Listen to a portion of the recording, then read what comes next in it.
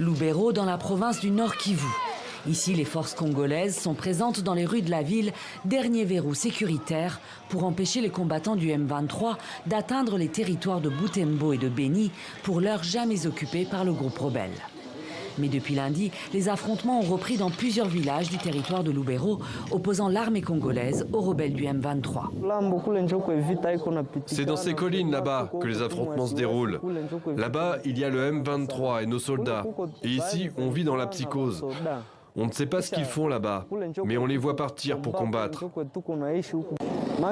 Ici, à Lubero, on vit dans la peur. Tantôt, on nous dit que le M23 arrivera ici ce soir. On ne sait plus quoi faire. Ici, c'est difficile de trouver de l'argent. Comment on va vivre? Où va-t-on aller? On nous parle de cessez-le-feu. Et nous, on se demande si le cessez-le-feu, c'est de la politique ou quoi? Un cessez-le-feu a été signé fin juillet entre la RDC et le Rwanda. Mais les accrochages restent fréquents. Chaque camp s'accuse d'avoir initié les hostilités et revendique la prise ou la défense de positions ou de villages sans avancée majeure. Jeudi, les combats ont repris à 4 h du matin dans les localités de Kasségué et de Michobwe, à 90 km au sud de Lubero. La situation n'est pas bonne. Nous voulons que la paix revienne dans notre pays, le Congo, parce que nous avons besoin de la paix et non de la guerre. Comme le M23 vient pour combattre et entrer au Congo, qu'il dialogue avec le président, parce que nous, la population, nous n'avons pas la culture de la haine, ni celle de la guerre. Nous voulons seulement la paix. Un sommet Rwanda-RDC avec une médiation angolaise est prévu le 15 décembre à Luanda en Angola, pour tenter de trouver une solution définitive au conflit dans l'est de la RDC.